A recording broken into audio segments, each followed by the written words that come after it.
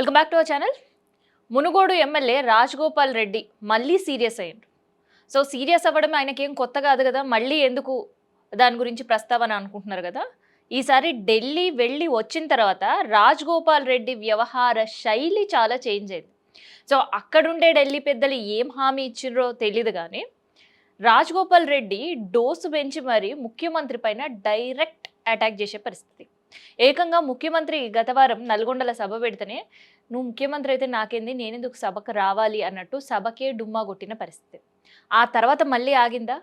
ఆగనే లేదు. మళ్ళీ రాజగోపాల్ రెడ్డికి ఎందుకు కోపం వచ్చింది? వ్యవహార శైలి ఎందుకు నచ్చట్లేదు? వర్జినల్ కాంగ్రెస్లో కనుమరుగైపోతుంది, ఎక్కడి నుంచో వచ్చిన వాళ్ళు మాత్రమే కాంగ్రెస్లో కనిపిస్తున్నారు అంటూ ఎవరికి కౌంటర్ ఇచ్చిండ్రు? అదే వీడియోలో మాట్లాడదాం.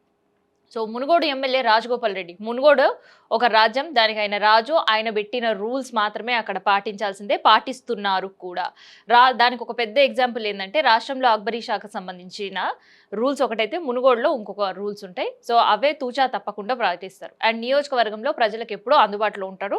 అండ్ ప్రభుత్వంలో ఉన్నప్పటికీ కూడా ప్రభుత్వం ఏం చేసినా నిలదీసి ప్రశ్నిస్తారు.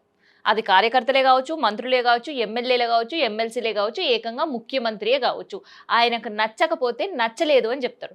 సో ఇప్పుడు మళ్ళీ ఎందుకంత కోపం వచ్చింది ఆయనకి? మళ్ళీ ప్రభుత్వం తీరు ఎక్కడ నచ్చలేదు అని అంటే యాదాద్రి ట్రస్ట్ బోర్డు ఒకటి ఏర్పాటు చేశారు. సో ఆ ట్రస్ట్ బోర్డు ఏర్పాటు చేసే క్రమంలో ట్రస్ట్ బోర్డు మెంబర్లని చూజ్ చేసే క్రమంలో, నియమించే క్రమంలో నల్గొండకు సంబంధించిన మల్లేశం అనే ఒక వ్యక్తిని దానికి ప్రతిపాదించారు, బోర్డు మెంబర్గా చేసిండ్రు. కానీ ఈ ఊసే ఉమ్మడి నల్గొండలో ఉన్న రాజగోపాల్ రెడ్డిని సంప్రదించలేరంట. సో హైదరాబాద్లో కూర్చొని ఏకపక్ష నిర్ణయం మీరు ఎట్లా తీసుకుంటారు, అది ఎట్లా కరెక్ట్ అని ప్రశ్నించడంతో పాటు సీఎం అన్న జర మీరు పబ్లిసిటీ స్టంట్లు తగ్గించండి, పబ్లిక్ ఉపయోగ పనులు చేయడం పైన దృష్టి పెట్టండి అంటూ సీరియస్గా కౌంటర్ ఇచ్చిండు. ఇక్కడితో ఆగిపోయిందా? అస్సలే ఆగలేదు. దీనికి ఇంకొక 4 అడుగులు ముందుకేసి సీఎం వ్యవహార శైలి పైన ట్రస్ట్ బోర్డు తన కనీసం ఇన్ఫర్మేషన్ లేకుండా తన మునుగోడు నుంచి ఒక వ్యక్తికి ఇవ్వడంతో పూర్తి అసంతృప్తితో ఏకంగా మహేష్ కుమార్ గౌడ్ పిసిసి అధ్యక్షుడికి కంప్లైంట్ చేయడం, మీనాక్షి నటరాజన్ దగ్గర కూడా ఈ వ్యవహారం తీసుకెళ్తాను అని చెప్పడంతో పాటు కంప్లైంట్ కూడా చేసిన పరిస్థితి. సో అవును, నిజమే, కరెక్టే, ఏదైతే వ్యవహార శైలి ఉందో రాజగోపాల్ రెడ్డి పట్ల నిజం తప్పే, ఎమ్మెల్యే నాతోటి కూడా మాట్లాడిండు అంటుండు మహేష్ కుమార్ గౌడ్. ఒకసారి వినండి. ఎమ్మెల్యే గారు మాట్లాడినారు, వారికి కూడా చెప్పినాను, నల్గొండ జిల్లా నాయకులం కానీ మమ్మల్ని సంప్రదించుంటే బాగుండేది అని వారు అన్నారు. నేను కూడా దాన్ని ఏకీభవిస్తాను, ముఖ్యమంత్రి గారితో మాట్లాడతాను. సో ఇట్లా అసలు ఈ ట్రస్ట్ బోర్డులో ఎవరెవరు ఉన్నారు? ఈ ట్రస్ట్ బోర్డు పైన రాజగోపాల్ రెడ్డి ఎందుకంత అసంతృప్తి వ్యక్తం చేసిండ్రు? సో ఆయనకి చెప్పలేదనే కారణం మాత్రమేనా, లేదంటే చిరంజీవి భార్య సురేఖకి ఈ ట్రస్ట్ బోర్డు మెంబర్గా అవకాశం ఇవ్వడం వలన?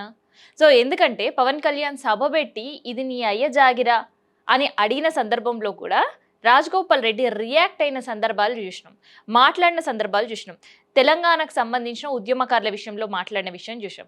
సో అట్లాంటి సిచ్యువేషన్లో ఏపీ డిప్యూటీ సీఎం అన్న భార్యకి, అంటే ఏపీ డిప్యూటీ సీఎం వదినకి ఈ పదవి కట్టబెట్టడంతో కూడా కాస్త అసంతృప్తిగానే ఉన్నాడు రాజగోపాల్ రెడ్డి అనేది కూడా. అండ్ దాంతోపాటు రాజగోపాల్ రెడ్డి ఏమైనా ట్రస్ట్ బోర్డు మెంబర్గా లేదంటే ఇంకేదైనా పదవి ఆశించారంటే ఆయన మంత్రి పదవికే కట్టుబడి ఉన్నారు. క్యాబినెట్ విస్తరణలో కూడా రెండోసారి ఆయనకు అవకాశం కల్పించకపోవడంతో ఇంకా గుస్స మీద ఉన్నాడు.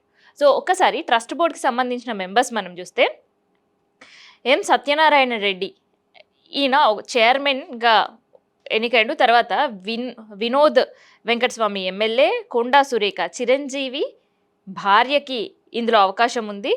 అండ్ విజేంద్ర, ఇట్లా ఈశ్వరమ్మ యాదవ్ రంగారెడ్డి జిల్లా నుంచి, అండ్ గుండు మల్లేశయ్య ఉమ్మడి నల్గొండ జిల్లా నుంచి ఈ మల్లేశయ్యకి మెంబర్గా ఇవ్వడమే ఇప్పుడు నల్గొండకు సంబంధించిన ఇష్యూ జరుగుతున్నప్పుడు మునుగోడు ఎమ్మెల్యే రాజగోపాల్ రెడ్డికి చెప్పలేదు అనే కారణం కూడా ముందు పెడుతున్నారనమాట.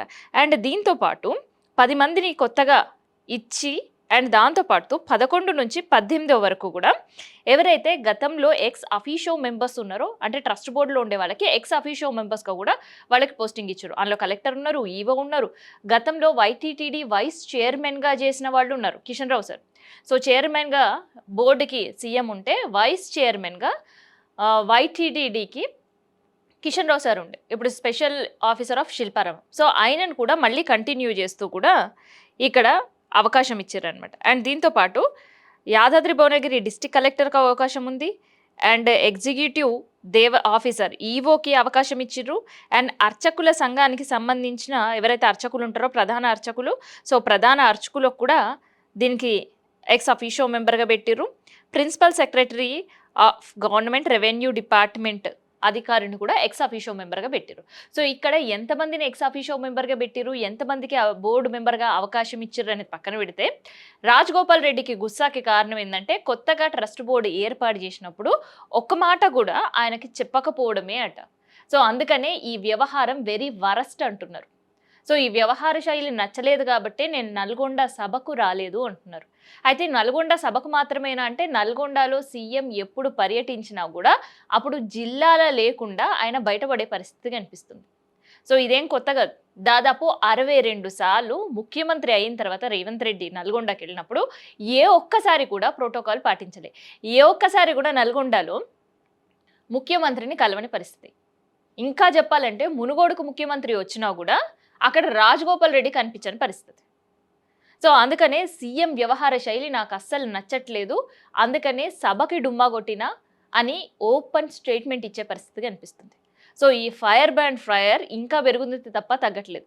సో ఢిల్లీకి వెళ్ళి వచ్చిన తర్వాత సభలను బైకాట్ చేయడం స్టార్ట్ చేసిండు అంటే, ఢిల్లీ పెద్దలు ఇంకా ఆయనకి హామీ నిలబెట్టుకుంటాము అనే మాట చెప్పి పంపించిర్రా, లేదంటే ఈ హామీ ఇట్లనే గాలికి వదిలేస్తాము అని చెప్పి పంపించిర్రా అని ఆలోచిస్తున్న వాళ్ళకి ఏదో హామీ అయితే ఢిల్లీ పెద్దల నుంచి ఉంది.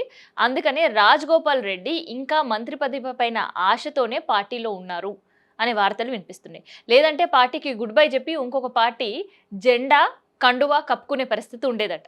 కానీ ఇప్పటికైతే ఏ జెండా గురించి చెప్పకుండా నేను పార్టీలో నుంటా, నేను నికాసైన కాంగ్రెస్ మనిషిని అని చెప్తున్నారు. మరి ఈ నికాసైన కాంగ్రెస్ ఫైర్ బ్రాండ్ ఎన్ని రోజులు కాంగ్రెస్లో ఇముడుతారు అనేది, లేదంటే నిజామాబాద్కి సంబంధించిన సీనియర్ వాళ్ళు ఎలా అయితే బయటికి వెళ్ళిపోయారో వాళ్ళ దారిన ఈయన కూడా బయటకు పోతాడు అనేది చూడాలి.